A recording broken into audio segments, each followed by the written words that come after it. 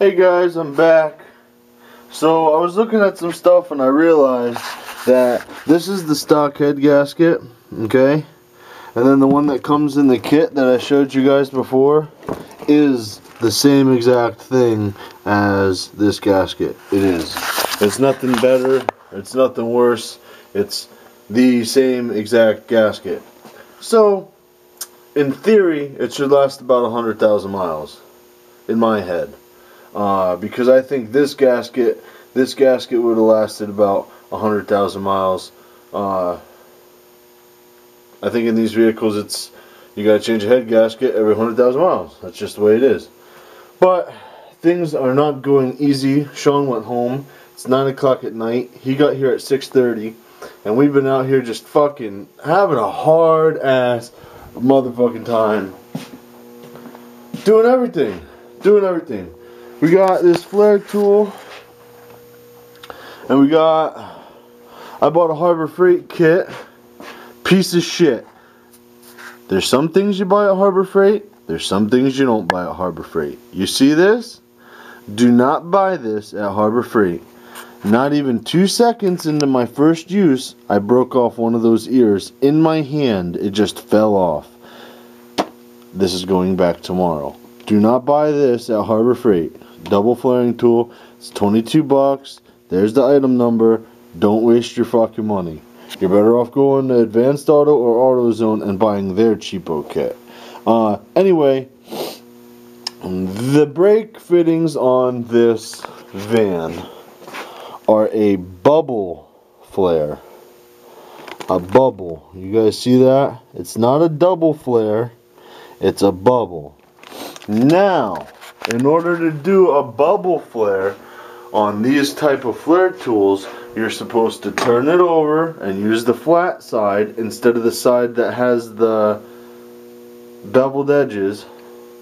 Stick it up about yay high, and you're supposed to use the little die, and you're just supposed to push that down, and that's it. That's your bubble. And then if you want a double flare, then you go back in there with just the skinny pointy arbor point on here, and you take your bubble and you push the bubble in around the edges. Well, we cannot, for the fucking goddamn life of us, create a bubble flare with these fucking tools. I don't know what it is, just can't fucking do it. So Sean has a really nice bench mounted brake line flare tool at work, and what I'm doing right now is I'm just bending my brake line long enough and get approximately the right bends in it. I'm putting tape on the ends so Sean can cut them off square right at the end of the tape, put it up in his machine, put a bubble flare on it, and really nice bubble flare. And same thing here on this end. And then I'm going to drop these off at his house sometime, probably early ass this morning, because it's already past 9 o'clock and I'm still out here fucking around. So it'll probably be like 2 o'clock in the morning. I'm going to go and I'm going to put all my brake lines that I bent up on Sean's front porch, and he's going to take them to work for me, and he's going to cut and flare out the ends. So that's what I'm up to now. Solo man by myself. We've been out here 3 hours, and I only got this one bent. I don't even have a single flare made. I don't have a fucking single line on the goddamn car. I just have the first line half-assed fucking bent. I don't know. I knew yesterday went too easy. It's Murphy's Law. Everything yesterday went too fucking goddamn easy, and now that we're trying to do something that's supposed to be easy, it's being absolutely fucking ridiculous. So Murphy's Law is kicking our ass on this one for sure, and I'm just trying to kick its ass back. I'm just trying to get these lines straightened out. Sean will be able to do a professional job with them at work tomorrow, and that's that, guys. So I mean, I'm not going to make videos of all this shit because I'm not a professional brake line person. I'm just using my tubing bender to get these nice tight 90s like this, and then the rest of the bends and stuff, you know, I'm just going by hand, trying to straighten it out and make it look as good as I can. It doesn't have to be fucking 100% perfect because it's a beater car, but I also don't want my brake lines hanging and flopping and hitting the exhaust and shit either. So that's where I'm at. I'll probably show you guys a video of all the brake lines laying on the floor bent. There's nothing else I can do. I mean, everything was going wrong. You guys have no idea. First of all, I've had this pipe cutter for years. I've used it on brake lines, I've used it on whatever. Nice little shiny pipe cutter, specifically designed for little tubing, okay? It's an Imperial, made in USA. You guys probably can't see it. It's probably not even worth trying to get the camera to focus. But anyway, Imperial, made in USA. I tried to make my very first cut on this brake line with it. First thing that happens, the wheel snapped. You guys see the chunk missing out of the wheel? Okay, so I go in the basement. I just bought a brand new fucking pipe cutter from Harbor Freight to do the plumbing inside my house. Brand new. Used it maybe 3 times. I go to do my second cut on the fucking brake line. Broke the fucking wheel. Okay, drive to Harbor Freight. It's only right up the road. Literally 30-second drive.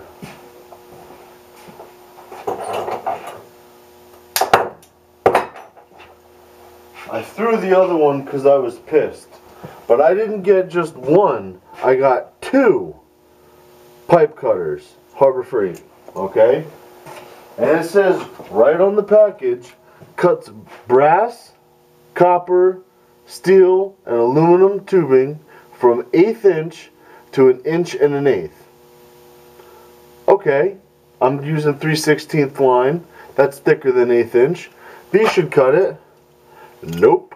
You could tighten this fucking knob down as tight as you wanted to, and it would not go small enough to cut all the way through the line. So me, being the MacGyver of everything, I unscrew this whole knob out of this pipe cutter.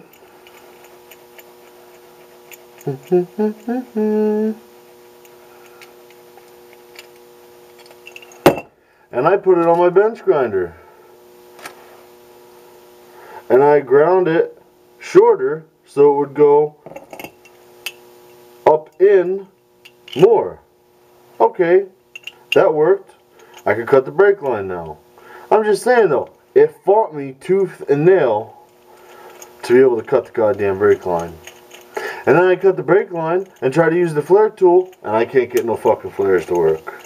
So really, it's just kicking my ass, and I give up. It won. It won! What can I say?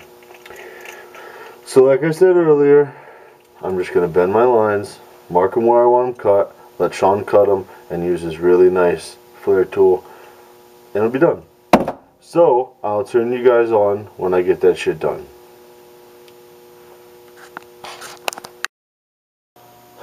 Okay guys, so I got all the brake lines bent and the fittings on there, and I put pieces of tape around the end so the fitting wouldn't fall off, and to show Sean where to cut the end off. And that's all said and done. There were 6 of them all together. 2 for in the really long back along the rear axle. 2 that run all the way up this side up to the master cylinder, and then 1 for each front tire. That makes 6. I got them, you know, just long enough, and then the general shape, and then Sean's going to flare the ends, and then I'm going to put them in there and tighten them, and then I'll make it perfect. So I think it's like 11 o'clock at night, and I really want to get this fucking van in and out. I really didn't want to have another fucking project, but when I saw it on Craigslist, I knew I was needing a van, and I was gonna have to buy one in the next few months, and I saw a deal and grabbed it really quick. So I want to get it done like in the next couple days. That way it's like it almost never existed and it just appeared. The faster the better. So I'm gonna be doing this stuff. I'm gonna put the brakes together. Rears, all I gotta do is throw the drums on. That ain't hard. And adjust the pads. Adjust the shoes, I should say. And up here, I'm going to be installing my pads. I'm going to be installing my rotor. I'm also going to be installing my tie rod outer end.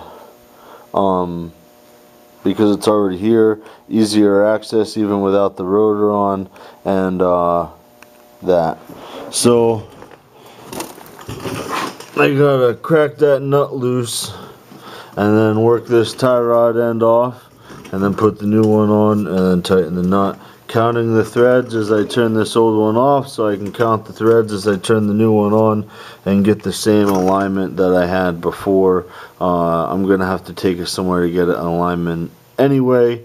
So that's that. I'm going to replace the tie rod end, brakes, rotors. I don't know how you guys do brakes, for you guys that do your own brakes, but every time I do brakes, every time, I've seen people on YouTube do brakes, none of you guys in particular, and when they do them, I've noticed that nobody takes out their guide pins and cleans them with brake clean, and then puts brand new, not just any kind of grease, but high temperature brake grease. There's a lot of how-to brake videos out there, and they all seem to skip that step. If your caliper doesn't slide back and forth on these pins, that's not good, because your wheel and tire are always moving and whatnot, and that caliper needs to move as well, especially because when you put pressure on it, it jams the caliper, and then when it relaxes, it goes back. It needs to be able to float back and forth. If you take off your tire, jack up your car, and grab your rotor and caliper with nobody stepping on the brakes, just free, if you can't move it back and forth at least like an 1/8 inch, or just move it, it's seized up. You need to take it apart and you need to lube up these pins. It's crucial. It's crucial for even brake pad wear. It's crucial for gas mileage, because if your rotor is dragging, your gas mileage is going to be shitty. And yeah, so that's what I always do. I always lube up those guide pins. I also put a small film of grease right here around the piston and the caliper. That way the pad doesn't seize to the piston. I also lube up well, when you get these cheap brake pads like this, these Wherever Silvers, I also find that these ears here that ride in these channels right here and here, especially the ones that have these little spring metal clips, I find generally, it'll probably make a liar out of me on these. No, it won't. It's good. I find when you put these in, they are so hard to get down in those grooves that your brake pad actually can get cocked at an angle while it's in use, and every time you push on the brakes, it just wears uneven on the brake pads. Your brake sucks, and it's all because of this cheap China casting here. They don't like to fit. They're too big. So what I do is I drop it. Yeah. So what I do is I go to my bench grinder and I grind a whole bunch off of this, and I round these edges, and I round the other point over here, and I make it, and then I try it. You know what I mean? I'll grind a bunch on each side, and I'll try it, and I grind it until it just lays in there, and you can move it freely in and out, in and out, in and out. Because that'll make sure that when you push on your brakes, it goes in, and when you let off, it comes out, in and out, in and out. You want it to fit nice and smooth and have a nice smooth action in there. And the other thing I do is I lube up. I put brake grease here and here. And it has to be high temperature brake grease, because the other grease breaks down with heat and it'll just disappear. I got a big vat of brake grease right there. But that's a little tip as well. You gotta grind cheaper brake pads and lube them up. Lube your guide pins. I put a little bit of lube on the brake pad that's going to be touching the piston. I grind those and lube them, and that's it. You're pretty much good to go if you lube it and grind it. Oh yeah! So let me get to work here. I've been babbling on for a while. I'm trying to get this shit done. Okay guys, let me show you what I'm talking about. Here's a stock brake pad with the nice squared off big edges. And here's one I just got done grinding. It's a little round nub compared to this. See the difference? Now watch this. Here's the one I ground, right? Try to slide it right in here. And it slides in nicely. Nice and easy. I can take it in and out. It doesn't rattle. I can't move it up and down. In and out nicely. Here is the one that they give you. I can't even get the tab to go in there. Look at how much wider it is. I don't know if they make these to where you're supposed to remove these and then maybe it would fit. I've done that on a Subaru before, taking these out and putting the pads in, and as every bump you hit in the road, rattle, rattle, rattle, rattle, rattle, rattle, rattle. I honestly cannot even get this pad in there. I really can't. That's how much you have to grind off for them to fit like good pads. And you'll be surprised how long these really cheap pads last just because you freed them up and let them move. Okay, here we go guys. I got the drums on. See if I can put some light on the subject. I got tie rod ends on, cotter pin in and all that good shit. Rotors on. Brand new brake pads on. All the way around. Nice and shiny. Nice and shiny. I remembered to grease my tie rod ends. Oh yeah. I got that all on and taken care of. Yay! And I swept up the garage and shit. Got her cleaned up. That way we're not tripping all over the bullshit during installation. Tomorrow I'm going to come out here. It's Good Friday. My wife has off of work. So, tomorrow I'll be out here cleaning gasket surfaces and taking care of valve seals and miscellaneous bullshit. Getting ready for the put back together.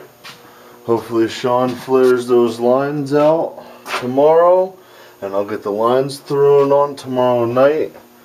Get all that shit cleaned during the day, and then Sean's supposed to show up Saturday morning, and we're just gonna gangbang the shit out of this van and put it all back together. So hopefully we'll have her started running and bleed the brakes by Saturday night, and that'll be that. I hope, knock on wood, that everything goes well. But I'll talk to you later, guys.